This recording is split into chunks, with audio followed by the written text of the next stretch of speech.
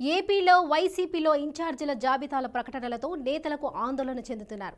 రాబోయే సార్వత్రిక ఎన్నికల్లో తమకు టికెట్ దక్కుతుందో లేదో అని ఉమ్మడి పశ్చిమ గోదావరి జిల్లా నేతలు ఆందోళనలో ఉన్నట్లు తెలుస్తుంది.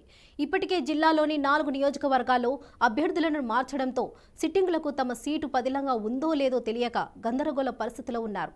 ఇక ఇదే అంశానికి సంబంధించి మరింత సమాచారం మా ప్రతినిధి బ్రహ్మం అందిస్తారు.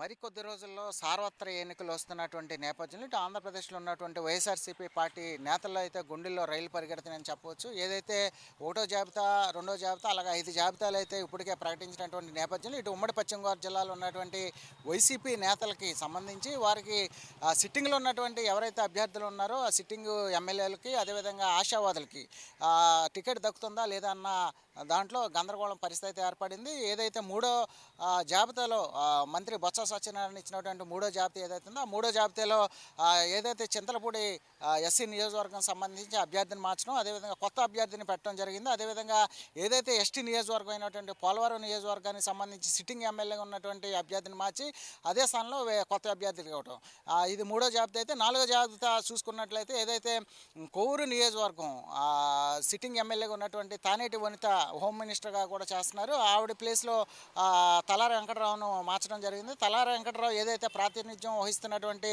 ఏదైతే గోపాలపురం ఉందో గోపాలపురం స్థానానికి తానేటి వనితను మార్చడం జరిగింది. మొత్తానికి చూసుకుంటే పశ్చిమ గోదావరి జిల్లాలో ఉన్నటువంటి 3 ఎస్సీ నియోజకవర్గాలు, అదేవిధంగా 1 ఎస్టీ నియోజకవర్గం, మొత్తం 4 నియోజకవర్గాలు కూడా అభ్యర్థులు అయితే మార్చడం జరిగింది.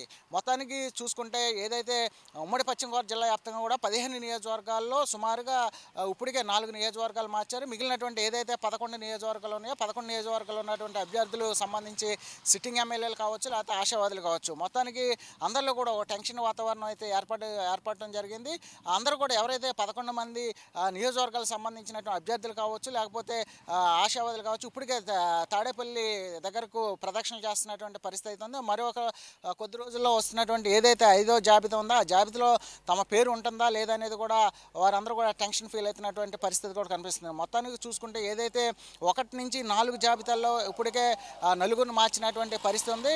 ఏదైతే చింతలపూడి స్థానానికి ఎస్సీ రిజర్వ్గా ఉన్నటువంటి చింతలపూడి నియోజకవర్గానికి సంబంధించి సిట్టింగ్ ఎమ్మెల్యేగా ఉన్నటువంటి ఎవరైతే ఎలీజా ఉన్నారో ఆ ఎలీజా సంబంధించి కూడా ఆయన ఐఆర్ఎస్ ఆఫీసర్గా ఉన్నారు. ఆయన పదవి కూడా రాజీనామా చేసి ఇటు వైసీపీ నుంచి 2019లో ఆయన ఎన్నిక కావడం జరిగింది. అయితే గడిచిన 5 సంవత్సరాల నుంచి కూడా నియోజకవర్గంలో పనిచేస్తున్నప్పుడు కూడా అతని పర్ఫార్మెన్స్ సంబంధించి వివిధ సర్వేల రూపం కావచ్చు, లేకపోతే వివిధ కంప్లైంట్లు ఉన్న నేపథ్యం మొత్తానికైతే వైసీపీ పార్టీకి సంబంధించి ఇప్పటికీ ఆయనకి స్థానం కల్పించలేదు.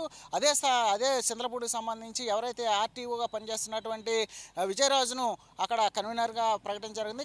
ఎవరైతే విజయరాజు ఉన్నారో ఆయన మండలి చైర్మన్ అయినటువంటి మోషన్ రాజుకు వేంకడుగా ఉన్నారు.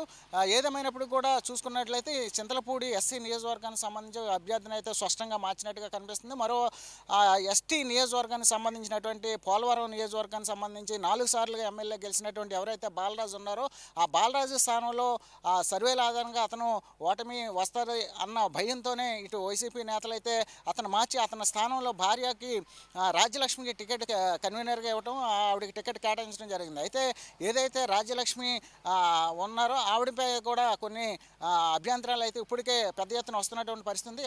ఏవైతే నియోజకవర్గాలు ఉన్నాయో 15 నియోజకవర్గాలు ఇప్పటికే 4 నియోజకవర్గాలు మార్చారు. మిగిలినటువంటి ఏదైతే 11 నియోజకవర్గాలు ఉన్నాయో ఆ 11 నియోజకవర్గాలు ఉన్నటువంటి సిట్టింగులకి స్థానాలకి సంబంధించి టికెట్లు కేటాయిస్తారా లేకపోతే మార్పు చెందుతుందా అన్నటువంటి టెన్షన్లు అయితే ఇక్కడ ఉన్నటువంటి అభ్యర్థులు అయితే ఉన్నటువంటి పరిస్థితి కనిపిస్తుంది. ఇది పరిస్థితి. కెమెరా రాజ్తో బ్రహ్మం, బీఆర్కే న్యూస్, ఏలూరు నుంచి.